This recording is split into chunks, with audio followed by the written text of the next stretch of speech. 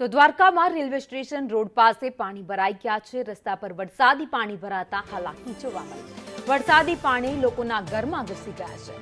વરસાદી પાણી ઘરમાં આવતા જ ઘરવખરી પણ પલળી ગઈ છે। તો દેવભૂમિ દ્વારકા જિલ્લામાં અત્યારે વરસાદી માહોલ જામ્યો છે। યાત્રાધામ દ્વારકામાં પણ અત્યારે ધોધમાર વરસાદ વરસતાની સાથે જ લોકોને હાલાકી ભોગવવાનો વારો આવ્યો છે। સનાતન સેવા મંડળથી રેલવે સ્ટેશન રોડ વચ્ચે વરસાદી પાણી અત્યારે ભરાઈ ગયા છે।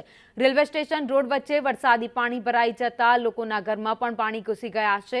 તો આ જ વિસ્તારમાં આવેલા તોતરતી મઠ છે, ત્યાં 25 ઘરો આવેલા છે, જેમાં અંદાજે 100 લોકો વસવાટ કરે છે।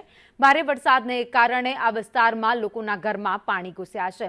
સ્થાનિક રહેવાસીઓ અત્યારે પરેશાન થઈ રહ્યા છે। દ્વારકા નગરપાલિકાની પ્રી મોન્સૂન કામગીરી માત્ર કાગળ પર અત્યારે દેખાઈ રહી છે।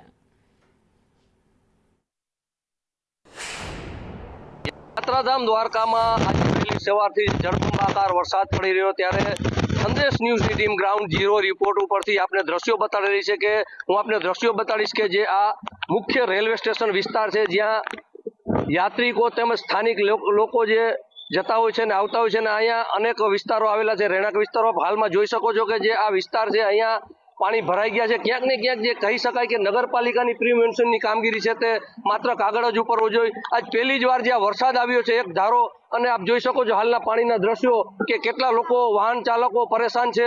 અને ખાસ કરીને આ જ વિસ્તારમાં એક જે અહીંયા તોતાત્રી મઠ આવેલું છે ને આ તોતાત્રી મઠની અંદર જે અવારનવાર પાણી ઘૂસી જાય છે, વર્ષો થઈ ગયા એક ને એક પરિસ્થિતિ છે। અહીંયા 25 ઘર આવેલા છે અને અંદાજિત 100 લોકો રહેતા હોય છે, ત્યારે આ લોકો ભારે પરેશાન છે। દર વખતે અંદર ઘરમાં પાણી ઘૂસી જાય છે અને લોકો પરેશાન થાય છે, પણ તંત્ર ક્યાંક ને ક્યાંક કુંભકર્ણની નિંદ્રામાં સૂતું હોય તેવા હાલના દ્રશ્યો છે।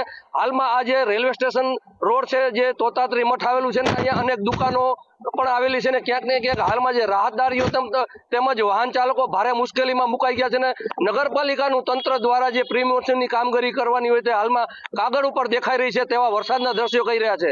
અનિલ લાલ, સંદેશ ન્યૂઝ।